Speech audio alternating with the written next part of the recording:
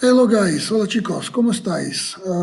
Es Mr. Steve here, like always from the Mazmorras of la Escuela Superior del Lis Summit. And today is the last class of the year, so I will tell you something about the celebration of Christmas and New Year in Spain, especially, and in other Spanish-related cultures and places. Of course, we celebrate the same things because our culture is the same. But there are differences that are cute and they are interesting. At least I consider them very interesting.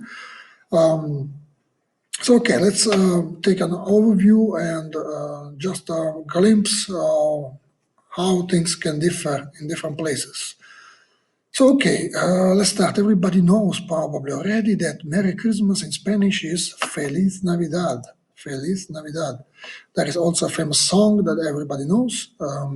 Okay, and Feliz literally is happy, and Navidad, of course, is Nativity, so is Christmas, the day when Jesus is born.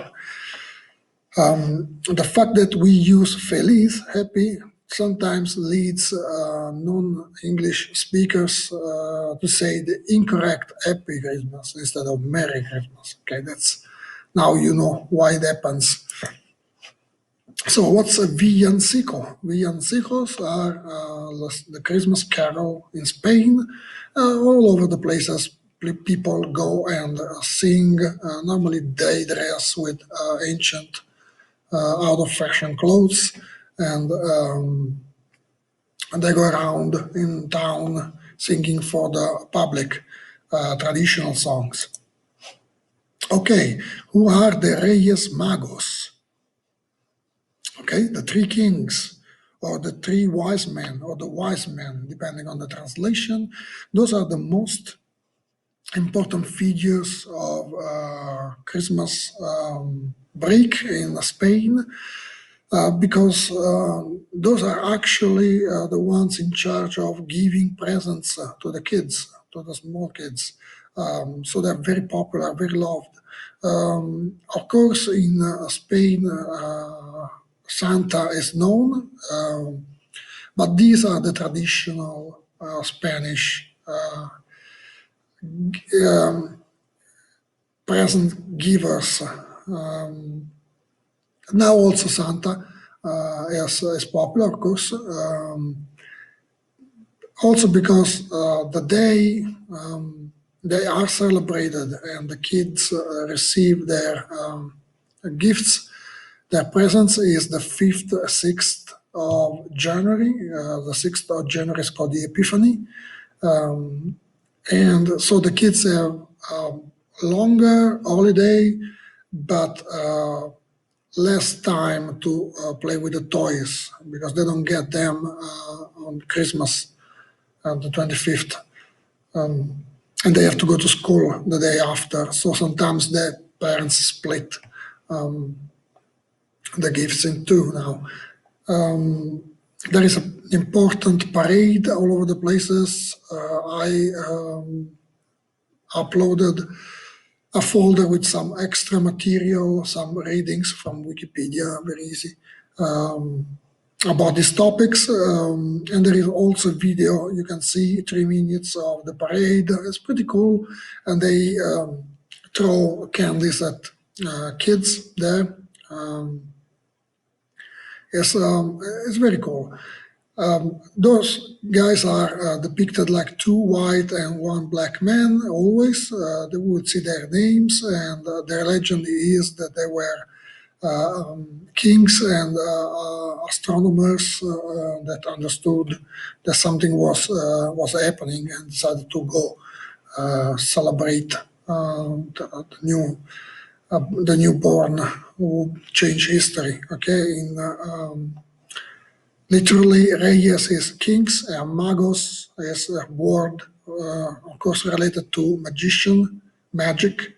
A word that's very interesting to study, which history is very profound, very cool, and changed a lot in the meanings over the centuries. Okay, this is the traditional sweetbread called roscon de reyes. Roscon means big rosca. A rosca is like a donut, bottle-shaped bread, or whatever it is that's coil-like. And reyes, of course, is the three kings. That also shows how important those figures are in Spain. So, okay, what happens, which is strange, at midnight of New Year's Eve, is that people eat grapes.